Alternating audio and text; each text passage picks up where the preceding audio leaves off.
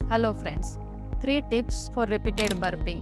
First, slow mindful eating and proper chewing. Second, ऐसा खाना avoid करिए जिससे बर्पिंग बढ़ सकती है, जैसे कि candy, chewing gum, soda, other carbonated drink, alcohol and smoking. And third is diaphragmatic breathing. इसको बेली ब्रीथिंग भी कहते हैं. इसमें हम पेट फुला के ब्रीथ इन ब्रीथ आउट करते हैं. चेस्ट बिल्कुल स्टिल रखना है और पेट फुला के ब्रीथ इन ब्रीथ आउट करना है.